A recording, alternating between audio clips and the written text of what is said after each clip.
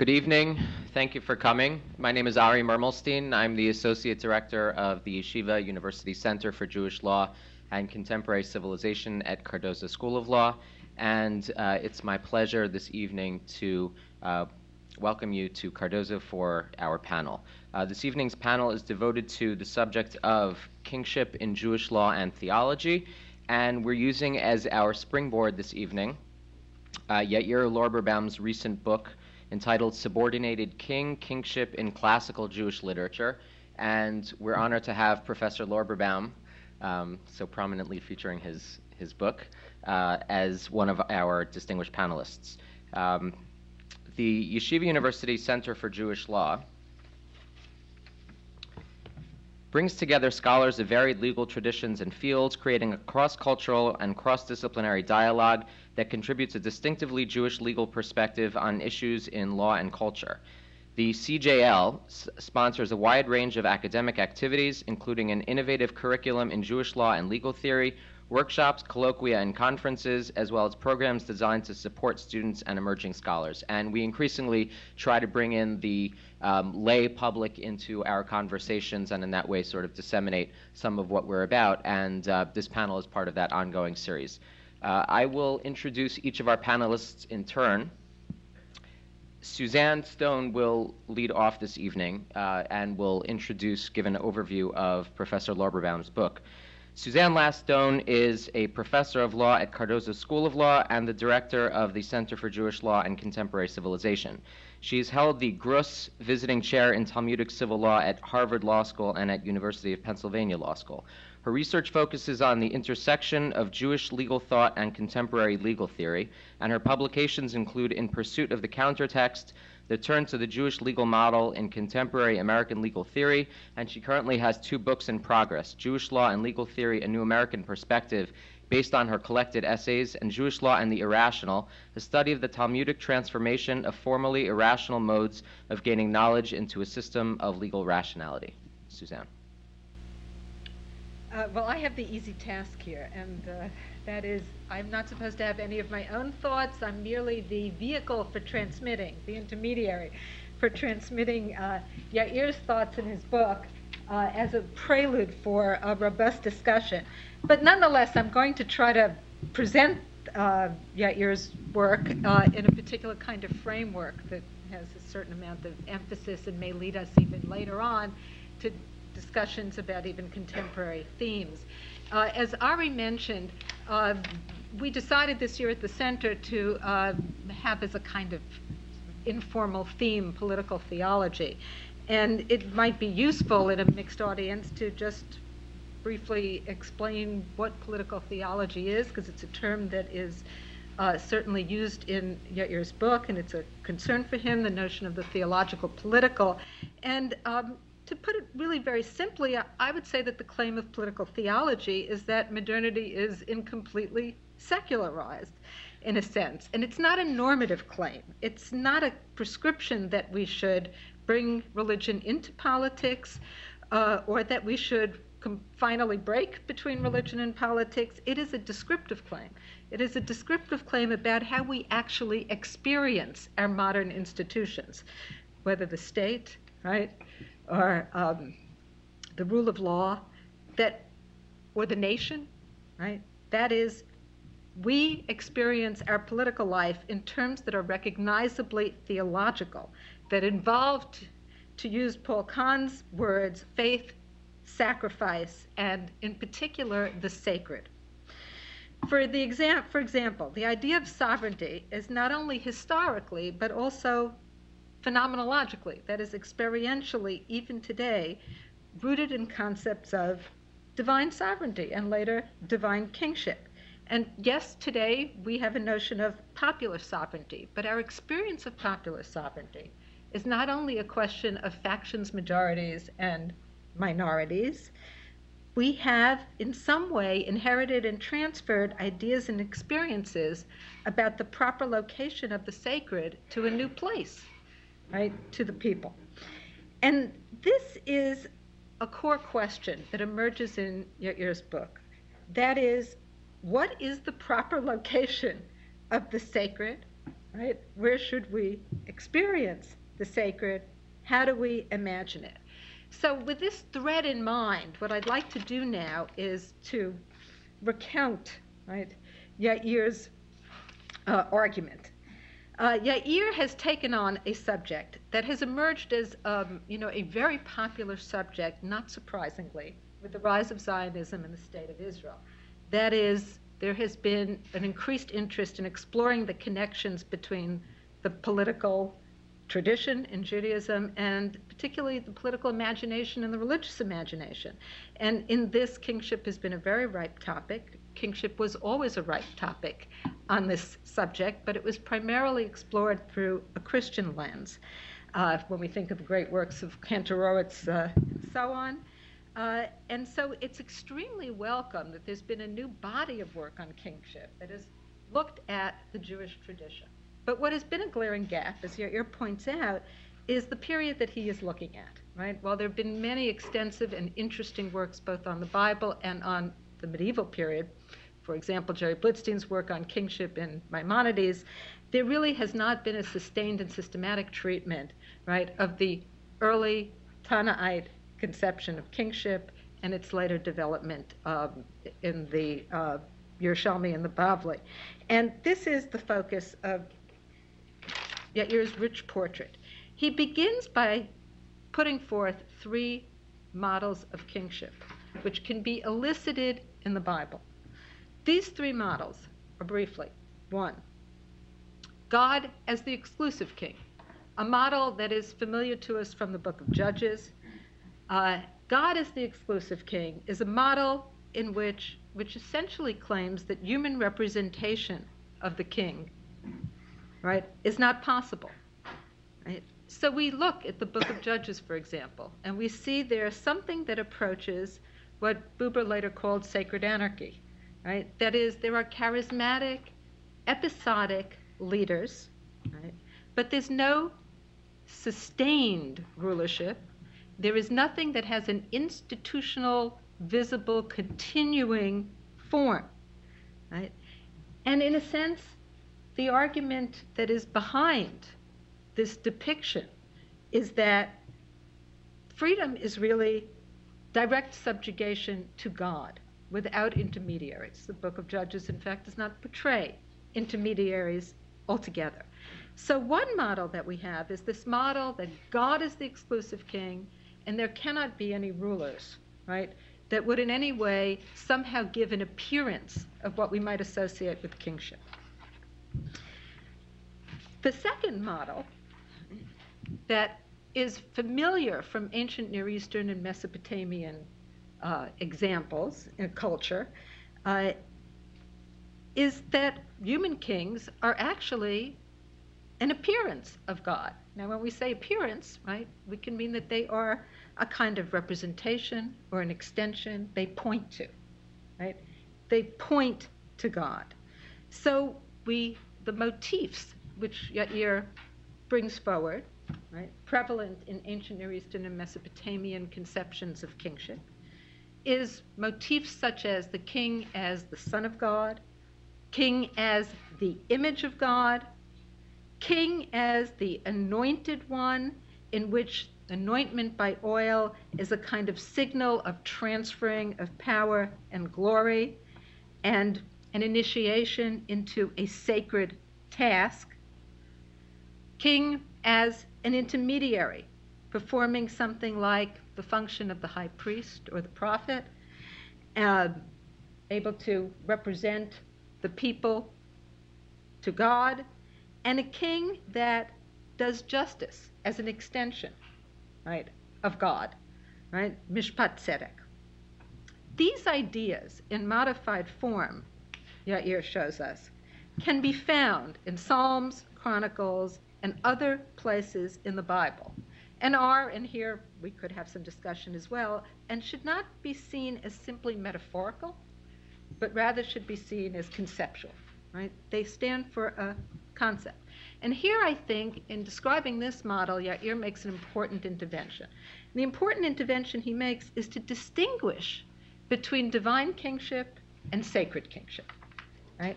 That is, this model does not need to presume that the king is divine, right? But rather that the king is a site, a locus, a place of sacredness, right? Now, we can see these conceptions in various forms appearing in Psalms. The notion of the king, right, as in some way the Son of God, in particular the notion of the king, right, as the image of God, right, that he is the image of God, a phrase that connotes primarily that the king is a measure of value, right, of infinite value, which is what that phrase, right, particularly points to. With these two models, both have within them a very strong theological political connection, right? Theology and politics are intertwined. Right? There is, of course, a third model, and that third model is the model that is represented by Deuteronomy 17. Right? And that third model, as Yair calls it, is the model of limited kingship. Right? We think about Deuteronomy 17, right? And we think about a description of kingship, right, in Deuteronomy 17, in which the king is not anointed. There is no specific reference to the king doing justice, right? Indeed, the king is a king who does nothing but write out a Sefer Torah. He doesn't seem to have any positive powers, at least as described there. It is a model that doesn't suggest that human political rule poaches on the exclusive kingship of God. There is no confusion, right? The appearance of the king does not represent the appearance of God. And as such, and we don't experience the king as such. This portrait of a kind of limited, modest form of kingship, right, is strengthened by its juxtaposition, Yair argues, to the description of other, right, parts of the body politic, and in particular that of the judges, right? When we think of the preceding description of judges who go to the place from where judgment issues, right? It's a kind of allusion to the temple where the priests and the Levites are, and from where judgment will issue, we can begin to see a portrait of judging, which is sacred, right? And also ultimately sovereign, right? That must command ultimate obedience. That judgment is judgment, right? About which you will not move neither to the right, you will not turn neither to the right nor to the left. So in short, there is a locus of the sacred in Deuteronomy, but it is decidedly not the king. It is rather the judges, the high court, the temple.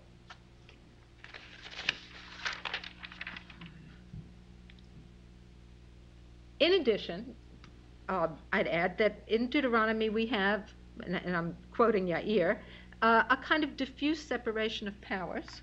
Right? Therefore, the king is not the intercessor. He is not occupying the function of high priest. And indeed what you have is, in a way, a kind of conception of popular sovereignty that's hinted at. The king seems to be almost, right, he is appointed more than anointed, right, som tasin, and to the extent that there is a notion of someone who is the Son of God, it is not the king, it is rather a term that's used in Deuteronomy for Klal Yisrael, for the community of Israel. Now, it is this latter conception of kingship which the Tanaim pursued. Although, and this is the crux of Yair's argument, that these other two conceptions actually never disappeared. They remained as active voices in the debates, and therefore these models were kept alive, right? And they come back as echoes, and indeed they resurface even strongly in the later Amoraic Agadah. So, for example, just two examples drawn from Yair's book. In the Mishnah, the king does not judge, and he will not be judged, a topic that I think David will be talking about more extensively very shortly. right? And there's no mention in the Mishnah of the anointing of a king. Yet when we move, right, to the Talmud of the land of Israel and the Talmud and the Babylonian Talmud, we see something interesting develop, right? There's a kind of echo of the other conceptions that return, and there begins to be a debate that splits the Davidic king from the Israelite king. And the Davidic king seems to have the coloration then of the model of kingship as sacred, right? While the Israelite king remains a model in which there is no sanctity. It's a profane model or conventional model of kingship. So, for example, in the Yerushalmi and the Bavli, one does not anoint Israelite kings, but one does anoint Davidic kings. Israelite kings do not judge and are not judged, but the Davidic kings, of course, do. And David, of course, as we recall, right, does true justice, right? Mishpat tzedek. So it may be that this, right, as Yair mentions, that the full recurrence of the sacred model, right, in the Bavli is meant to divide the eschatological, right, from the temporal, right? Not necessarily to be both present in this world, right? So that the biblical model, the hint of the sacred model in the Bible, is postponed. But at the same time, it's sustained, and it continues to return and to engage us, and particularly so today. What I want to turn now to is a brief summary, and I think for me at least the most important part of the book, which is why was this model picked? Right? That is, we understand that there are always choices, right, in interpretation. So why this model? And Yair posits primarily two important notions that preclude the use of the other two models. The first is that for the rabbis of the Tannite period, anarchy was actually abhorrent. That is, they were essentially, in some ways, Hobbesian in their views, right? That is, kingship, rulership, a kind of centralized rulership, right, is important in order to keep what we call social order, right? And social order was something that they were committed to, a kind of non-charismatic, bureaucratic, and impersonal institution, right, that would, in fact, right, order society. That was attractive to them, and therefore the model of God as exclusive king, no centralized institution of rule, was not an option, right, or it was not at least an attractive option. And so, as Yair points out, one can see hints of expanding the king's privileges, right, that essentially operate to prop the king up as somebody who exudes the kind of authority or even fear, right, that allows for order, right? This is, in Yair's view, a kind of pessimistic, conservative view based on the notion that men are not rational and law-abiding by nature. The second reason, right, which is in tension with this one, right, is that the model of sacred kingship, right, despite the fact that it was a model that was prevalent in the surrounding society, right, conflicts with a different locus for where the sacred ought to be, right, in Tannaitic thought. That is, the king is not the image of God, right, but all humans are in the image of God. So that if we pursue, right, this democratization, right, this kind of early democratization of the sacred, a kind of form, a sort of attenuated form of popular sovereignty, we might say, right? It is all of Israel that are banim lamakom, right, sons of God. The sacred resides in all of Israel, all of whom are in the image of God. So concentrating the locus of the sacred in the king, right, is deeply in tension with that notion, right? So that model cannot work. Now, I think that Adi will address a little bit more, I hope, perhaps, some of the implications of this for working at a conception of a kind of incipient political theory of the sages.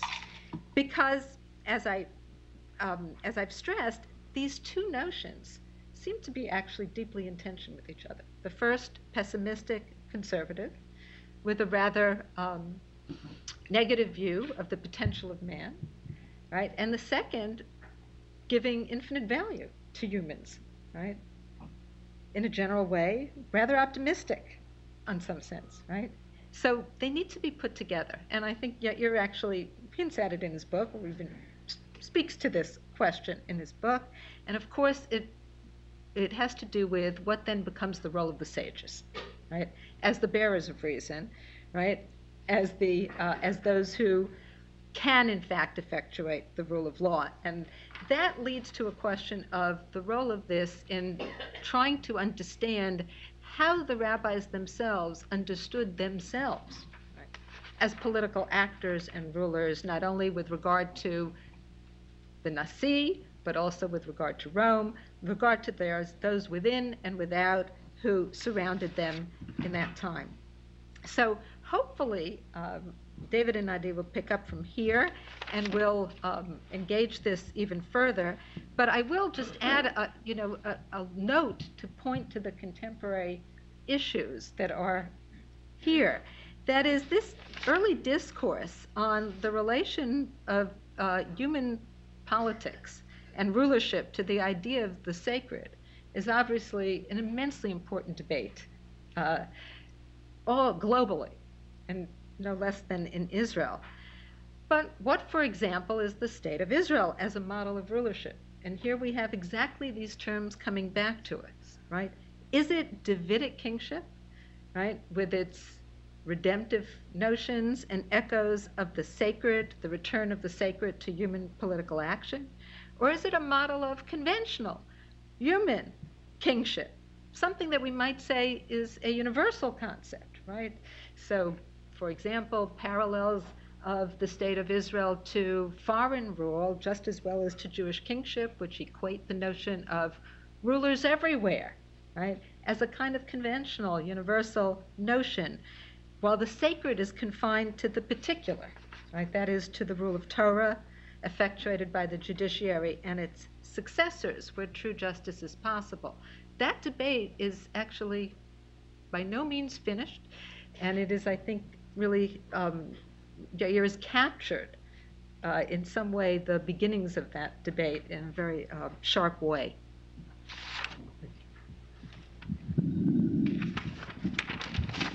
Our next panelist is Professor David Flato. David is Assistant Professor of Law at Penn State Law School with joint appointments in the History and Jewish Studies departments. He is completing his PhD dissertation at Harvard on representations of judicial authority in Second Temple and rabbinic literature.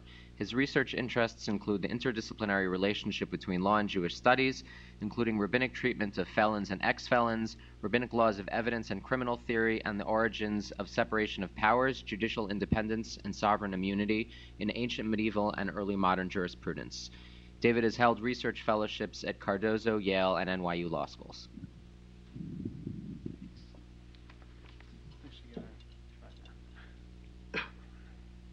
I'm going to start up here, and we'll see how it goes. I want to thank Suzanne for the invitation and also for building this really exciting center that gives us a platform to think about these issues and to discuss them and to learn from one another. And I think the theme of political theology is a ripe one that's receiving its due attention, and I'm excited to be one voice in this conversation. I also want to thank Yair for writing this great book. I met Yair several years back at a conference at Harvard Law, and I actually, in our first conversation, he told me he's working on kingship, and I said, oh, I'm also thinking about kingship, and matzah min and mino, two strange birds who are thinking about this obscure topic. But actually, we didn't talk about the substance of our respective ideas then, and we, I think, committed to down the road thinking about sharing our respective perspectives. So as a mentor and as a friend, it's exciting to make good on that pledge. I want to talk a little bit about what Yair wrote, but more taking the direction of issues I'm thinking about or trying to write about. I think there are three main themes in terms of kingship in Judaism that receive attention or should receive attention. There are a lot of sub-issues, but if you want to generalize, I think three themes worth thinking about. The first, which gets much attention, and Yair carries it forward from the biblical to later periods, is the very institution, the legitimacy of the institution of kingship. Is human kingship a good thing, a legitimate thing? How does it work within a religious system? How does it work in the context of worship of God? The second theme, that's what I would call sort of the biblical theme, although Yair points out that it obviously extends beyond the biblical, but I think its just richest texts are clearly in the Bible, in the book of Judges, etc. The very legitimacy of monarchy. The second issue is what I'd call the Hasmonean issue, and that's the relationship of kingship to priesthood.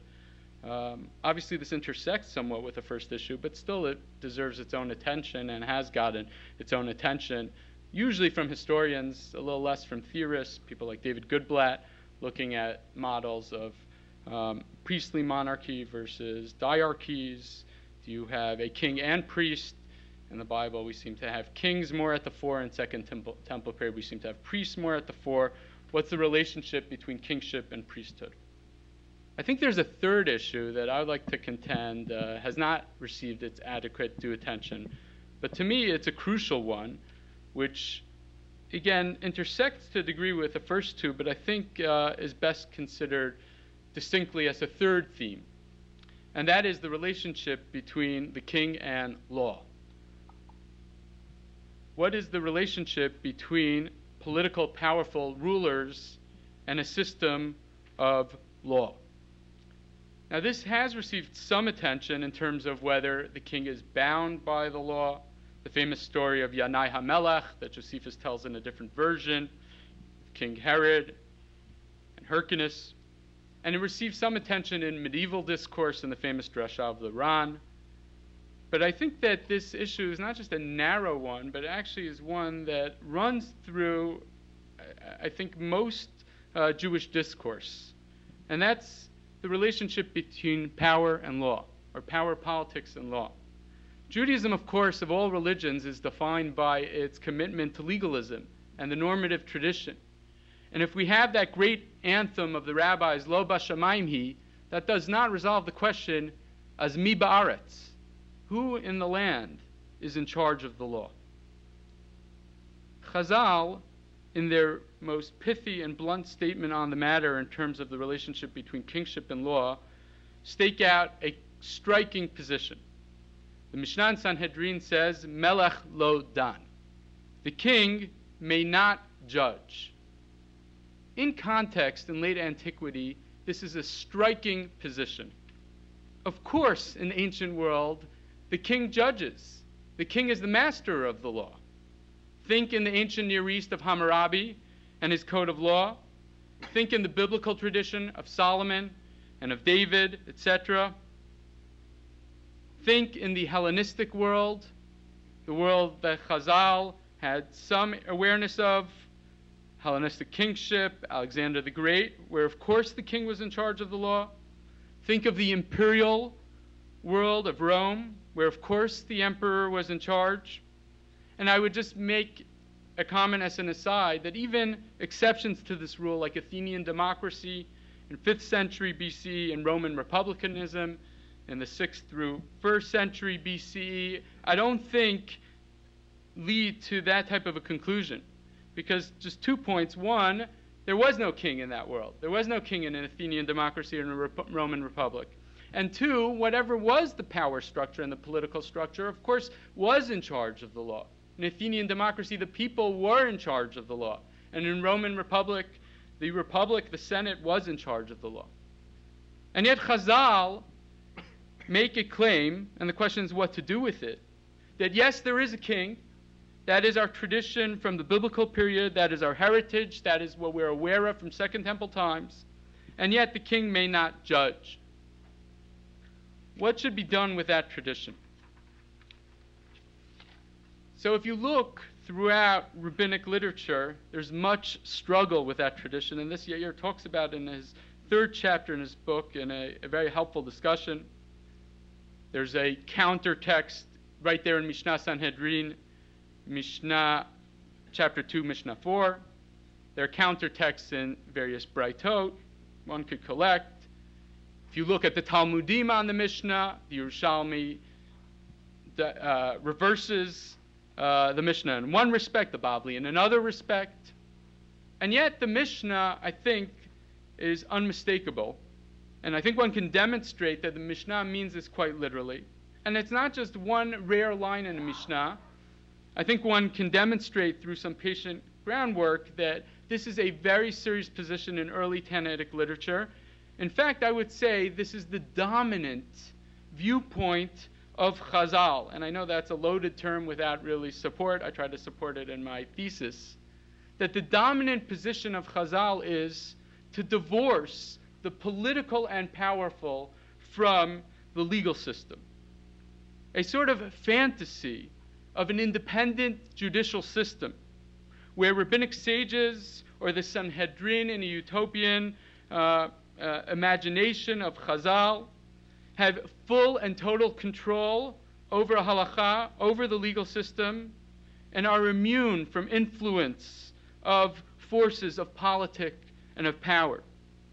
And I think it even enters into the internal dynamic of the Sanhedrin. If we look at the values of the Sanhedrin that we find throughout Mishnah Sanhedrin, but also parallels in Mishnah Harayot and elsewhere, we see a rabbinic system that's composed of not a single individual, not a powerful person, not even a sacral charismatic priest, but rather a panel of anonymous judges, plural judges. They're centralized, they're permanent, they deliberate, they reach, to use Weberian terms, rational, traditional type of legal analysis.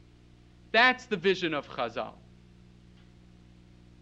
In the ancient world and in late antiquity, to divorce law from power and politics is a brave move, and I would suggest that for Chazal it is a deliberate move. And if I had more time, I could try to demonstrate that Chazal are well aware of other alternatives. They're well aware of an alternative of a king judging. They're well aware of an alternative of a powerful individual judging, a charismatic sage judging, a priest using sacral justice, and yet for Chazal, all of those actually get muted, and the dominant voice is an anonymous, plural institution of judges that are shielded from the influence of power and politics. That, in a sense, is, I think, the main result of Chazal's take on the relationship between kingship and law. What about if we look outside Chazal? And here, just very briefly, I think we notice two interesting things.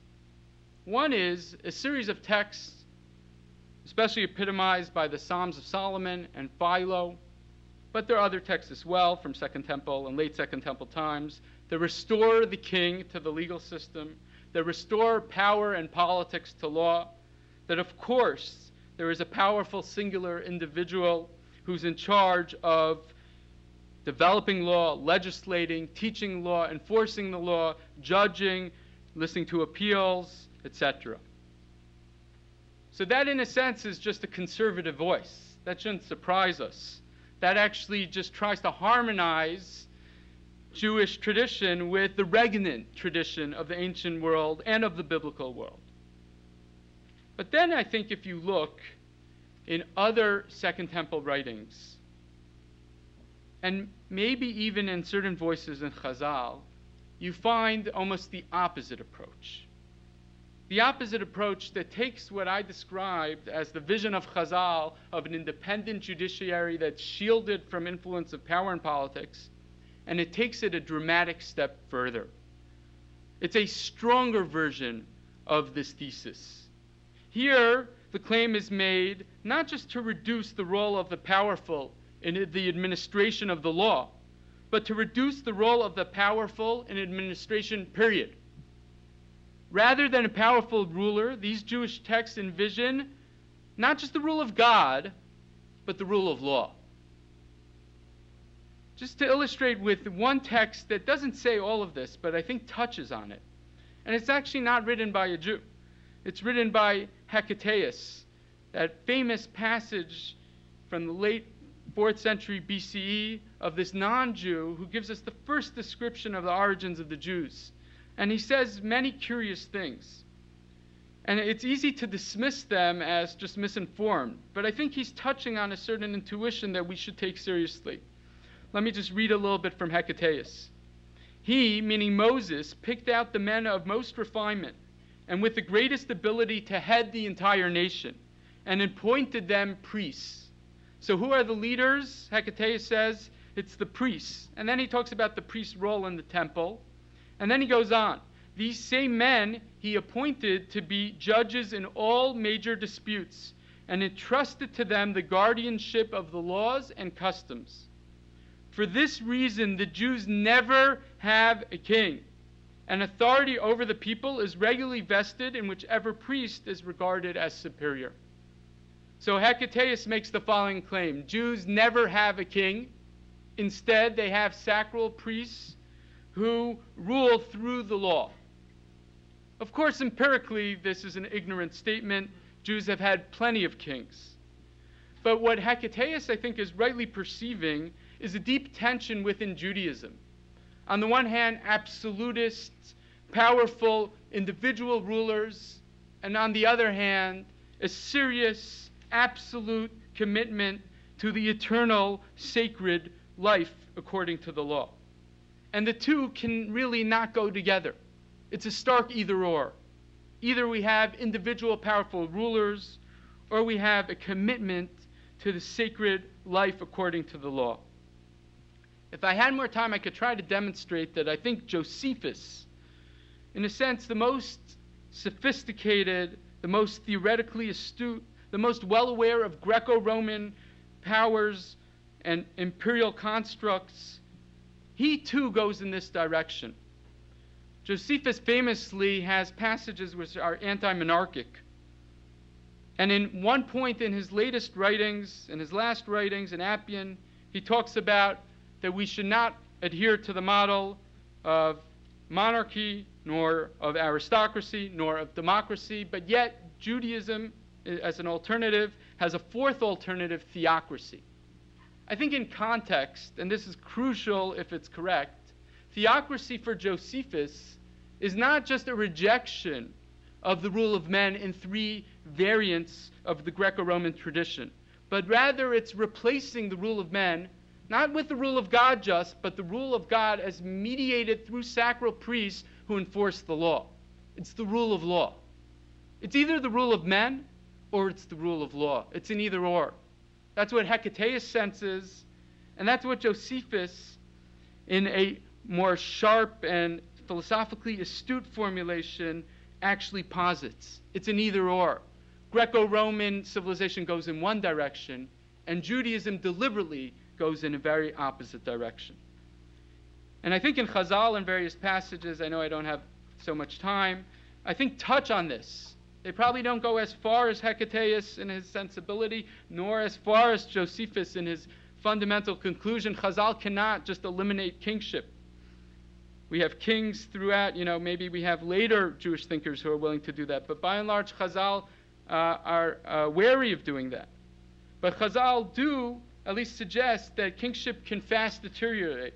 I guess let me just read one passage from a Yerushalmi Sanhedrin, which is Aggadic and might be talking more about corrupt rulers, but I think it's touching on this potential clash between powerful individual and the law. Chazal, talking about Shlomo HaMelech, and I'll read in English, talk about the way Solomon's kingship deteriorated. Now, who prosecuted him, Solomon? And notice the language here. It's a prosecution. It's a trial. Who brings the king on trial? almost a rebuttal to this idea of lo daninato. We have to bring the king into the court. But what's at stake is the very existence of kingship. Said Rabbi Yeshua ben Levi, it was the letter Yud in the word, lo yarbel lo susim. Reb Shimon Bar Yochai taught the book of Deuteronomy went up and spread itself out before the Holy One, blessed be He. It said before him, Lord of the world, you have written in your Torah that any covenant, part of which is null, is wholly nullified. Now Solomon wishes to uproot a Yud of mine. Said to him, meaning God spoke to the book of Deuteronomy, the Holy One, blessed be He, Solomon and 1,000 like him will be null, but not one word of yours will be nullified. It's a trial. It's an either or. It's the book of Deuteronomy, the law on the one side, and it's the king on the other. And when they come into a clash, it's an either or. And ultimately, the fidelity to the law can necessitate, even for Chazal, an eradication and elimination of kingship. That, I would suggest, is the stronger thesis that we find in certain Jewish texts. These thinkers, intuition of Hecataeus, elaboration of Josephus, certain lines, I think, in Aristeas, certain lines in Qumran, actually more than lines, I think it's a whole thrust in Qumran, and a few passages in Chazal suggest that a genuine commitment to legalism necessitates a jettisoning of the human power structure. So what is at stake in terms of the relationship between kingship and law is the very viability of the political system, or at least the government of men. So to take the modern adage of a rule of law, not men, that, according to this mindset, is necessarily incomplete so long as men have any role in governance. The rule of law, according to this thrust, demands the absolute and total rule of law with no room for men. This is an idea that I think is introduced and elaborated on in certain core ancient Jewish texts. And in a sense, it anticipates a discourse that only resurfaces in Western tradition much later. It resonates with conversations or debates or discussions or clashes that we have in 17th century England. Think Coke versus James I. Think the parliamentarians versus King Charles. Think of the founding fathers, even in Marbury, Jefferson, Madison. And in 20th century, I think this is part of what's at the debate between certain thinkers, Kelsen versus Schmidt, even part of the critique of certain theorists who are committed to the rule of law versus those who are skeptical about the possibility of divorcing power and politics from law, like the crits. So it resurfaces later in Western tradition, but I think it has its origins, but not just origins. I think it has a more daring formulation in Jewish writings of late antiquity. So let me just try to conclude by summarizing what I've tried to say here, and then just making one last observation. What I'm trying to suggest is that there are three main themes in kingship we're thinking about. The very institution, that's the biblical theme, the Hasmonean theme of the relationship of kingship to priesthood, and the third theme, the relationship of kingship to law. And that last theme, while intersecting with others, I think deserves separate treatment, because it's not just a narrow issue about kingship, but it's a much bigger issue for Judaism and its commitment to legalism, its essence being so law-driven. What's the relationship between law, power, and politics? And here we find both a weaker version of a thesis, which is itself rather daring, and a stronger version. The weaker version is that legalism has to be shielded from power politics. The stronger version is that legalism necessitates an elimination and a jettisoning of power politics. The question is, we're thinking about just in conclusion, is what to do with all this? What drives it? Is this just an elaborate form of apologetics? And I think that especially appears in Josephus. Think of Josephus's position. It's such an immediate encounter with such an impressive form of civilization in Rome and this hoary Greco-Roman tradition. And how can he make sense of Judaism as a civilization without land, without power? What is it that Judaism is all about? So in a sense, this might just be an elaborate form of apologetics. And of course, this is an ancient charge and an often-repeated claim that Judaism's commitment to legalism is just the consequence of Jewish disempowerment. We see this already in ancient times in Tacitus, and I think that actually at the bottom of Wellhausen's whole critique of the Bible, in a sense, or books like the priestly literature. I think when we go through the material, though, we see that Jewish legalism is not just a pragmatic or reluctant response to disempowerment, but rather it's a deep intuition that there's a serious either-or choice about whether to rely on human power or alternatively to be committed eternally with fidelity to the autonomous governance of sacral law. And I would just point out that Christians were equally disempowered, and they had a very different narrative about their approach to law. Of course, it led to rejection of law at first, and ultimately the rise of legalism in Christianity with robust legal tradition actually goes hand in hand with the empowerment of Christians. So just because there's disempowerment certainly doesn't drive how disempowered people will conclude about the relationship of law, power, and politics. And as a concluding remark, it just reminds me of a remark I once read from Bernard Bailyn, the great historian of the early revolutionary period, who talks about the founding fathers and what inspired their genius and their creativity. And Bailyn, of course, posits, well, they were brilliant men, but so there were a lot of brilliant people. What led to these new ideas? And in a sense, Bailyn says that it's specifically their provincialism. It's specifically being away from the center. It's being away from the seat of power that freed them up to have new and robust ideas about power, about politics, about governance. And I would say in a parallel sense, to the extent that early Jews were disempowered, I think, at least on a theoretical level, not necessarily in fully fleshed out philosophies or fully developed jurisprudence, but a certain intuition that's manifest in various places, disempowered Jews started to recognize that their commitment to legalism actually potentially clashes with power and politics in ways that have to be thought through, either by limiting the powerful and the political, or by even suggesting their total elimination and to be replaced with the ultimate and complete rule of law. Thank you.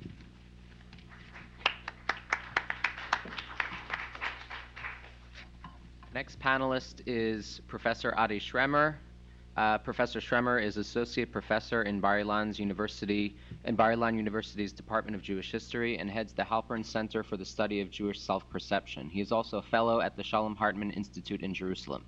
Professor Schremmer is the recipient of the Auerbach Prize from the Jewish Memorial Foundation and the World Union for Jewish Studies and the Rosen Zvi Prize from the Faculty of Law at Tel Aviv University. His publications include Male and Female, He Created Them, Jewish Marriage in Late Second Temple, Mishnah, and Talmud Periods, and Brothers Estranged, Heresy, Christianity, and Jewish Identity in Late Antiquity. Thank you very much. Not all of us are fortunate enough to find our scholarly claims receiving a confirmation by the subsequent publications of the studies of others, as my friend Professor Michael Setlow of Brown University is. In his review of Seth Schwartz's now famous book, Imperialism and Jewish Society, published in 2005 in the Jewish Quarterly Review, Setlow referred to what he calls minimalist approach to the ancient evidence and to the growing consensus that the rabbis were a more or less marginal group in Jewish society of their time. Setlow was apparently aware of the problem of presenting that minimalist approach as a universally accepted view, consensus as he called it. So he was careful enough to add in parentheses that he is speaking only of historians outside of Israel. Setlow knew very well what he was talking about. As Yair's new book clearly demonstrates, not only does Yair not share the view of the rabbis as a marginal group, but far beyond. He vigorously attacks that view and rejects it altogether. As he writes towards the end of the book, and I would like to quote that short passage. Yair writes, to assume that Tractate Sanhedrin, and I would add the entire Mishnah, was created and edited by a tiny, marginal group of weird men whose activity and literary production had no public influence whatsoever, means to assume that we are dealing with a text which is a wild fantasy and non-realistic invention of its authors. Yair is surely correct. The Tractate Sanhedrin in the Mishnah reflects the self-perception of the sages as an important political force within Jewish society. However, in his view, and again I quote, one cannot simply dismiss this self-perception when coming to discuss the question of the place of the rabbis in Jewish society of their time. In other words, in Yair's view, unless we wish to consider the rabbis as lunatics, their self-perception must be seen as reflecting a certain degree of reality. And therefore, we need to assume that they were not devoid of political power. Yair thus confirms Setlow's caution in hinting that at least some Israeli scholars do not share the view of the ancient rabbis as a marginal group. I would like to suggest, however, that in truth, even some of its boldest advocates among American scholars cannot truly subscribe to that minimalist view. Take, for example, Daniel Boyarin, who is one of the adherents of that school. In his Borderlines, he speaks of the social outcomes of a discourse of heresy, that is, the creation of borderlines between us and them, and thus producing Jewish identity, and emphasizes the political aspect of that process. In Boyarin's view, the ousting of some members of society by their labeling as heretics is, and I quote, the decision of the legislative bodies, the metaphorical parliaments of religious power. To be sure, the identity of those who belonged to the metaphorical parliaments of religious power is never explicitly stated in that book. The materials Boyarin discusses throughout his book, however, to support his view are rabbinic. And this makes it clear that the rabbis are those who stand behind this symbolic language. In other words, Boyarin presumes that the rabbis were the legislative bodies and metaphorical parliaments of religious power. The rabbis were powerful. Now, clearly, looking at the rabbinic construction of heresy as an act of political exercise of power implies an assumption concerning the rabbis' social position. That is, it implies that the rabbis were not peripheral in Jewish society of their time, but had some kind of power over other members of Jewish communities in Palestine. Otherwise, there is no sense in thinking about these cultural constructions in terms of political power. Similarly, Anthony Salderini, in his paper on the Gospel of Matthew and Jewish-Christian conflict in the Galilee, expresses his conviction as a Nusnerian that after the destruction of the temple, and I quote, there was no normative Jewish teaching, practice, or authority. However, at the same time, he speaks of, quote, Matthew's disagreement with the dominant forces in Jewish community. These forces, as is well known, are designated by Matthew as Pharisees and scribes. Who could these be? Who could these have been in the late 80s or early 90s of the first century CE in Palestine, where, according to Salderini, the Gospel of Matthew was composed, if not the rabbis? Yair, then, is not alone. It is only that he is willing to say that which others seem to conceal, namely that the evidence we have does not actually support the view that grants the rabbis a very limited role in Jewish life of their time. Now, this minimalist approach has enormous influence on our entire view of Jewish society of the first centuries of the Common Era. Most importantly, on our view of the religiosity of Palestinian Jews in that time. The argument of those who hold that minimalist view runs as follows.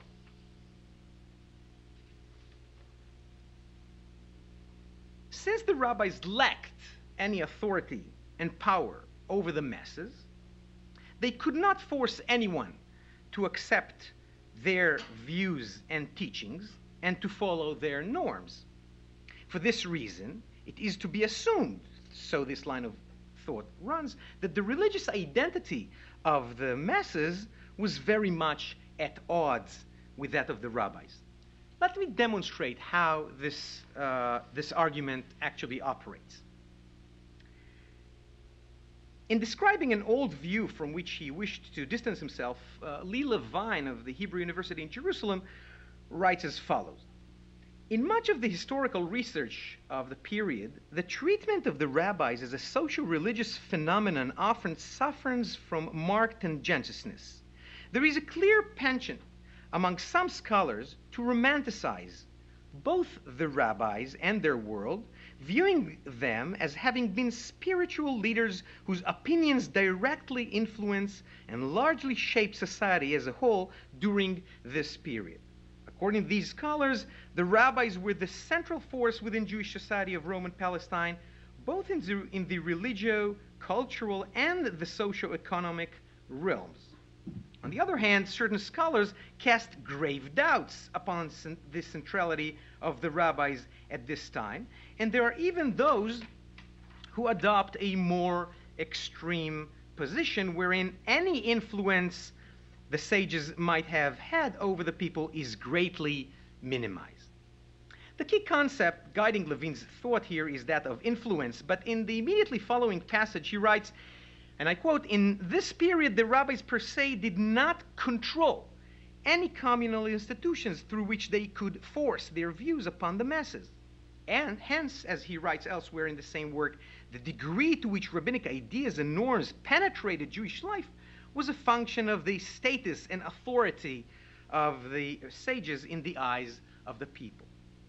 Martin Goodman, too, in his book State and Society in Roman Galilee, devotes a chapter to rabbinic authority in the Galilee and speaks of the sphere of rabbinic jurisdiction and of limitation of rabbinic jurisdiction. He often refers to rabbinic authority and maintains that, quote, rabbis then attempted to control Jews in Galilee only in religious rather than in secular matters, and even in this sphere were largely unsuccessful in this period in imposing their decisions. The same conceptual perspective is evident in Shia Cohen's study devoted to the rabbis in second century Palestinian Jewish society. Who were the rabbis of second century Palestine, the Tanaitic period, Cohen asks, and continues to unpack this very broad question by setting forth the following ones. What was their role in Jewish society? What was their relationship with their fellow Jews? In what areas did they exercise authority? What were the institutional bases of their power? In a manner resembling Levine's presentation, he writes that, according to the traditional answer, the rabbis were the leaders of the Jews and the molders of Judaism. Drawn from all segments of the population, they were the elite of the Jewish society.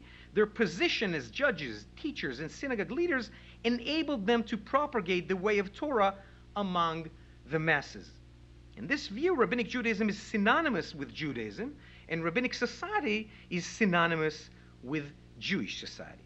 And again, like Levine, he asserts that this view is false in almost every detail. In another publication, entitled The Place of the Rabbi in Jewish Society of the Second Century, which in fact is based on the former one, Cohen views the issue as pertaining first and foremost to rabbinic power. as the first subtitle in that study indicates. And therefore, he concludes, the Tanaim had no means to enforce their decisions and decrees. They were neither agents of the state nor communal leaders.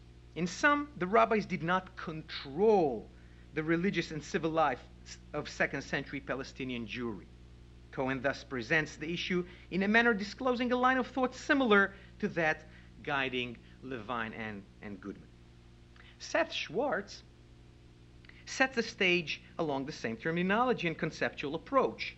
He speaks of the authority of the rabbis, which in his opinion, like that of his colleagues, was neither absolute nor unchallenged, and maintains that the rabbis did not control Jewish life. They aspired, but never in antiquity attained widespread authority over the Jews.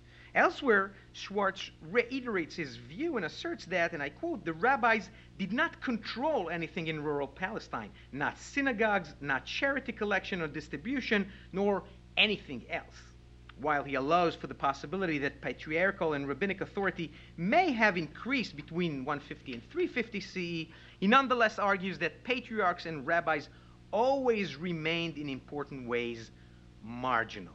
As he puts it, and I quote now, the Palestinian Talmud itself, interested though it is in playing up rabbinic authority, never describes the rabbis as possessing jurisdiction in the technical sense.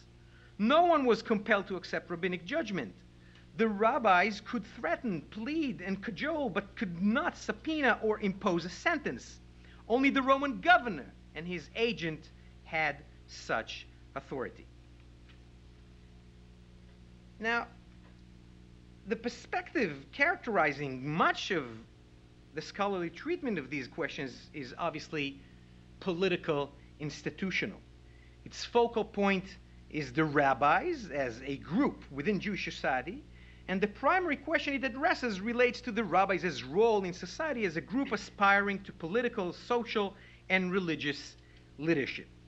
Consequently, the key concepts governing the discussions, as we've seen, are those of authority, power, jurisdiction, and influence.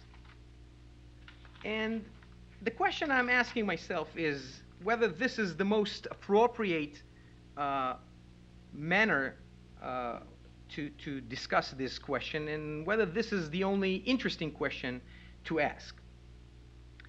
What we clearly see here is a connection between the view of the rabbis as lacking power and the view of the masses who do not follow rabbinic teachings.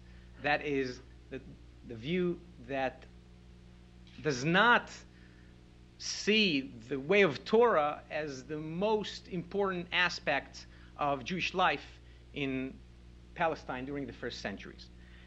My question is whether this is the only way to address that question.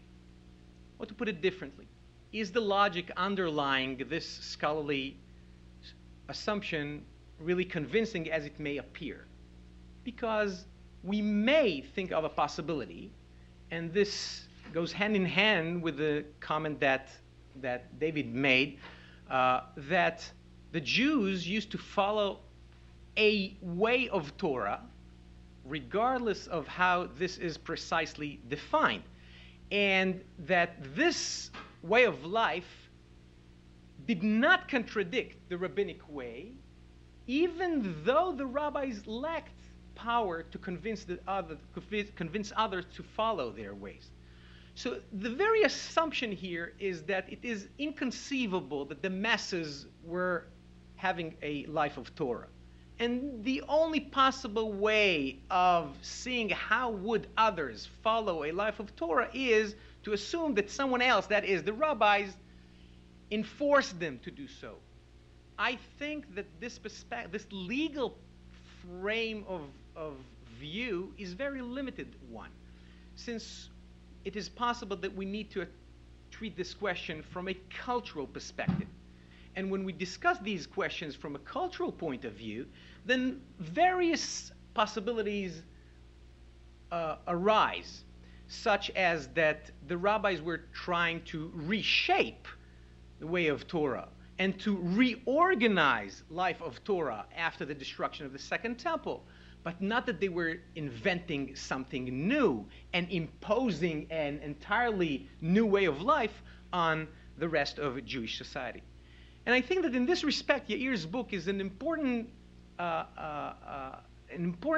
lesson, teaches us an important lesson in allowing ourselves to listen to the evidence of the rabbis without rejecting it altogether right from the beginning, merely because of our modern or postmodern predispositions that refuse to grant the rabbis a state of hegemony in Jewish society. One does not need to assume that the rabbis were the most important political force in that period in order to accept the possibility that many other Jews, perhaps even most other Jews, followed a way of Torah which was not very far away from the rabbinic way. So this is a book about political tradition, but it enables us to think about other issues through other lenses, through other perspectives. And for this reason, I think it is a very fruitful one that begins the work and allows us to continue further our studies of ancient Jewish society of that time. Thank you very much.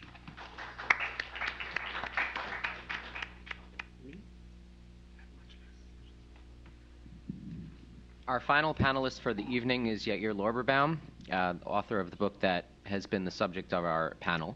Yair is a professor at Bar Ilan University, where he specializes in Jewish law, Jewish thought, jurisprudence, and philosophy. He has also been a member of the Shalom Hartman Institute for Advanced Studies in Jerusalem since 1991. Dr. Lorberbaum has been a visiting professor at University of Pennsylvania, Yale, Princeton, and Cardozo, and was a research fellow at the Institute for Advanced Study in Princeton. In 2007, his book, Image of God, Halacha and Agadah, was awarded the prestigious Goldstein-Gorin Award for Best Recent Book in the field of Jewish thought. Maybe I'll go over there also.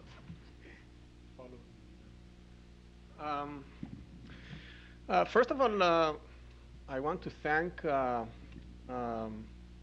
Center for Jewish Law and Civilization for having this evening on my book, which is really being honored by them. And thanks to Suzanne and to Ari and to all the staff that is involved in organizing this evening and honoring me and the book I've written.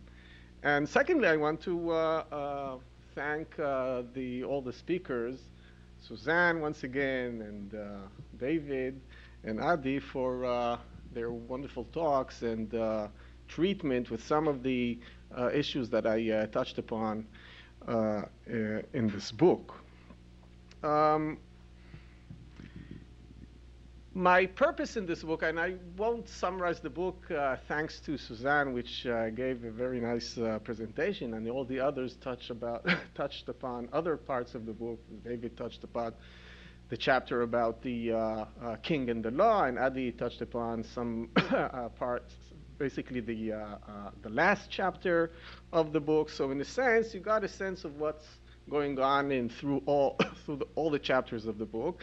And one thing I have to say, that this book, compared to the first book I wrote, is in a way shorter, and I'm very happy with that, because I think really long books is quite a problem. You could read it from cover to cover, I think, in 2-3 days, that's it. I hope so.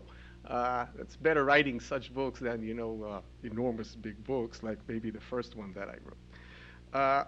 My purpose in this book, like in my first book on the image of God, is, among other things, to try to understand connections between law and theology, between halacha and agadah, and the way they radiate one on the other, and this within the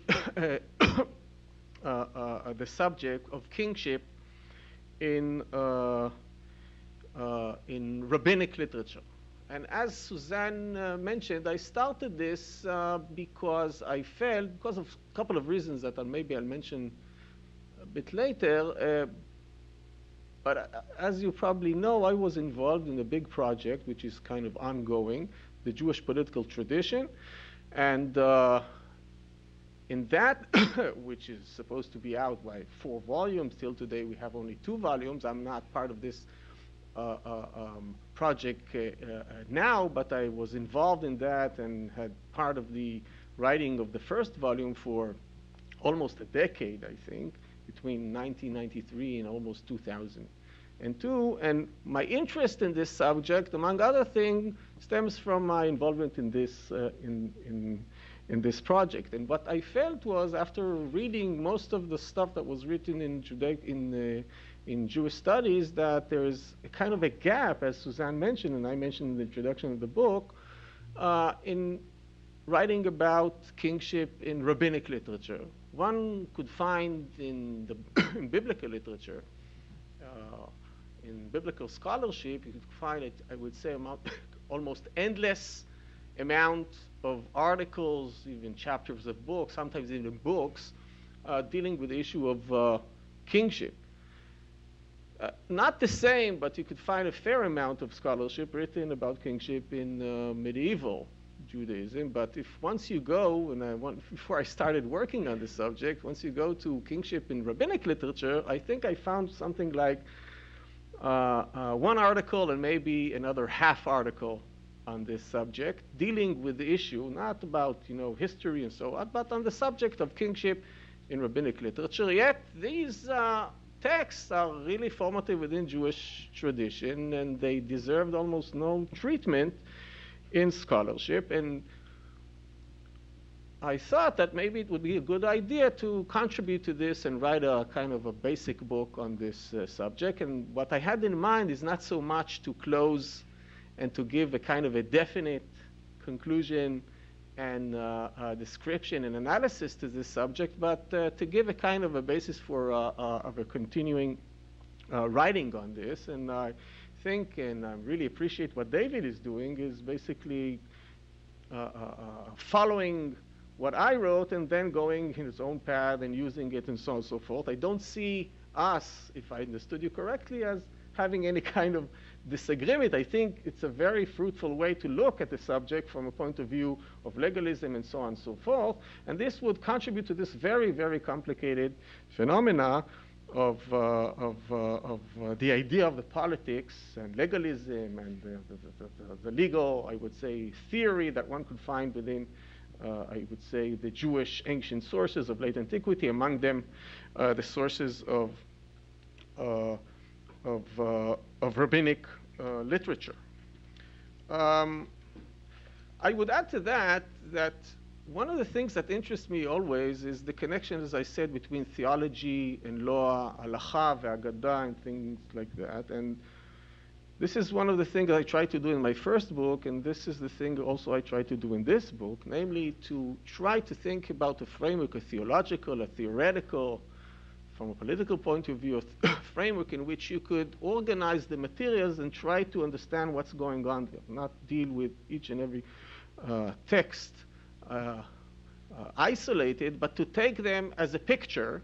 I'm not saying that it has to be necessarily a systematic picture, because one of the things I try to emphasize in the book, that there are many, many tensions within this, the way the rabbis thought about the king, about politics, and so on and so forth, but using these, I would say, structures of thought and trying to organize all the material around these structures of thought helps you very much make sense of what's going on within these, this material, because according to my assumption, I assume that the rabbis, though never thought or spoke, at least in their writings or in their sayings or their traditions, in, I would say, big texts.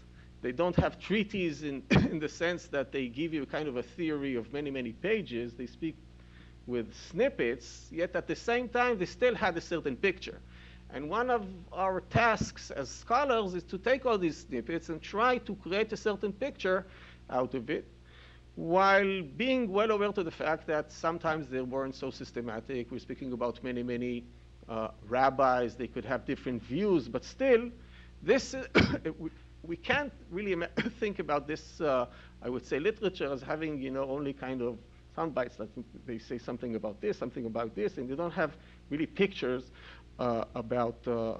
basic ideas, among them the idea of politics, the idea of king, and so on and so forth. And what I find really fruitful is these three models which I used, and here I want to thank Moishi, who basically suggested these three models in a very nice article that he contributed to our book in the Jewish theological, Jewish political tradition.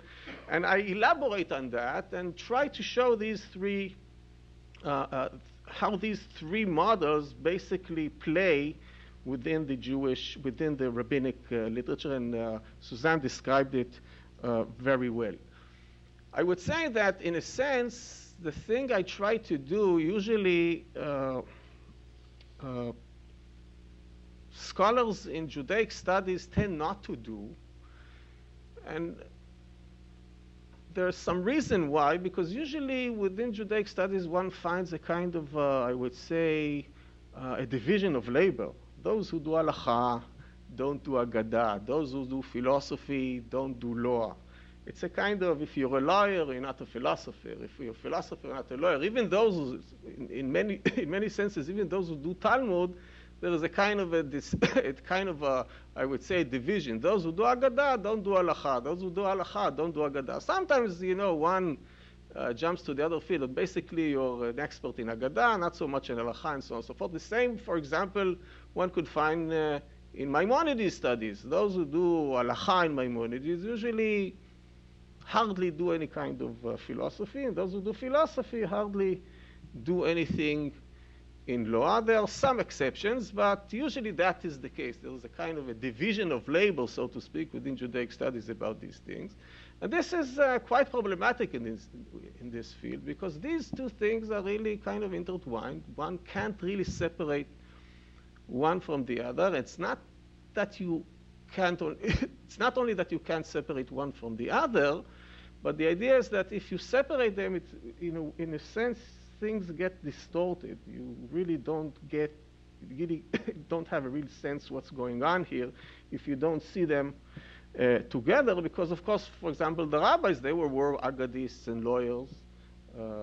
All of them were both Balei Agadah and Balei Halacha, though there were some Balei Halacha Muvakim and Balei Agadah, but if you look, for example, in Tanaim, all of them were both dealing with Agadah and Halacha, and you can't really separate these things. And if we jump to Maimonides, for example, Maimonides, of course, was one personality. He was the most great halachist on the one hand, and the most important philosopher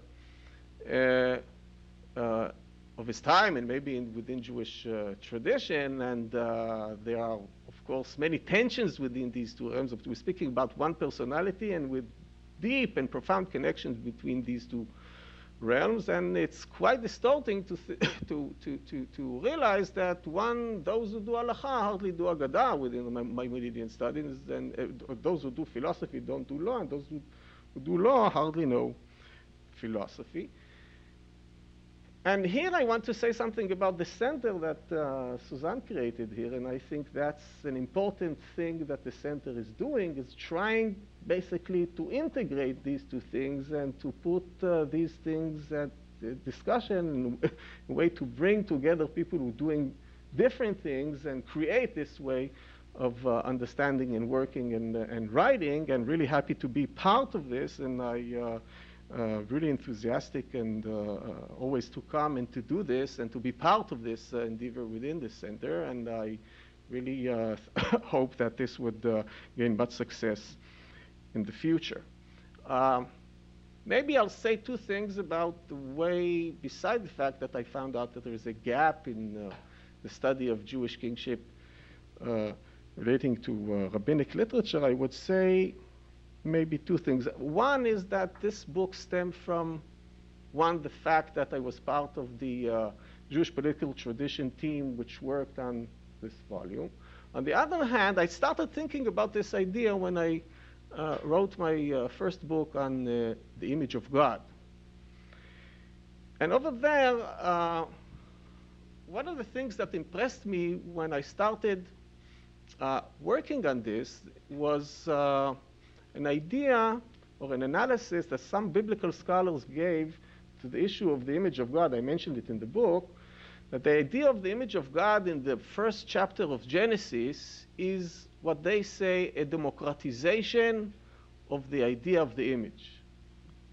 Namely, the image of God was something which solely attributed to the king within Mesopotamian tradition, in Babylon and other places, had dozens of texts which speak about the king as the image of God, and from that stems his authority. And everybody is kind of subjugated to him because he is a kind of an extension of God. And because of that, it has many, many ramifications within, I would say, ancient, both theology, politics, and so on and so forth. He's also the high priest. He's also the main person in the New Year festival, and so on and so forth. Everything is kind of surrounding this.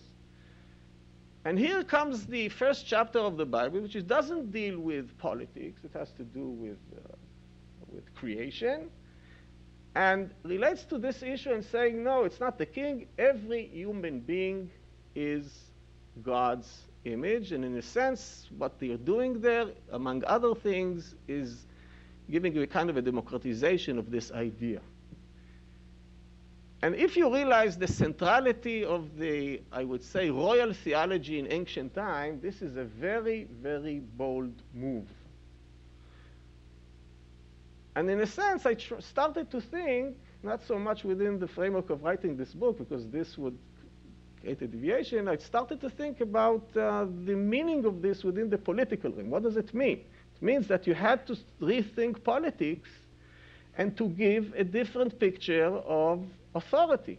Because if the main, I would say, the main view in antiquity was one version or another of a royal theology, once you think about all human beings as images of God, it means that you can't really take this idea of the royal theology and create a politics out of it. You need something else. And the question is whether, when you go to the Bible or to the other parts of the Bible, you find a different way of thinking about politics, which in a way, stemming, relating, is part of this idea. And of course, once you start thinking about it, you see that there are kind of a deeper relationship between this idea and what happens later on, or in other parts of the book, when the Bible deals with politics. And I think there are deep connections between, I would say, the idea that God is the king, and this idea on the one hand, and the idea of a limited God, a limited king, which has nothing to do with the idea of the image of God on the other hand. And what seems to be part of this biblical idea then, I think, resonates very strongly within rabbinic literature later on, when you see that these two ideas, I don't want to say mingle within rabbinic literature, but one could see that one is relating to the other, and Suzanne mentioned this idea, this idea within the book. One could say, and I'll conclude by that probably there are two things, or two, I would say, elements within biblical literature, and I think the same with the rabbinic literature, that maybe there's a certain tension between them, and I want maybe to say something about the tension Suzanne spoke about. One is the idea that biblical monotheism, and when I'm speaking here about monotheism, I'm not speaking about the idea that God is abstract or something like that. I'm speaking that God, in a sense, is alone, is creating a kind of a rejection of the idea that of a divine king. This is on the one hand. On the other hand, the insight that human beings are God's image also undermines this idea. So from both ways, this idea, which was so central in ancient times, was attacked and rejected by the Jewish tradition. And I think this is one of, I would say, in a sense, one of the great insights, really great insights of the Jewish tradition to political thinking, something that came much before these ways of thinking later on in just to remind you, if you look at maybe one of the most important, I would say, contributions to modern political thinking, the famous Locke treatise, second treatise on political government, which is basically maybe the most important, I would say, political treatise of the modern era. This treatise followed the first treatise, which Locke over there has a kind of a debate with Filmer about the divine right of kings. He had to open the way for his, I would say, political theory, which throws away the king, only after he has this very long debate in the first treatise, which has to do with, I would say, the 16th, 17th century version of a royal theology, which was still very powerful at the time. And I think Suzanne is right that this idea is still with us in many, many ways till today. Thank you very much.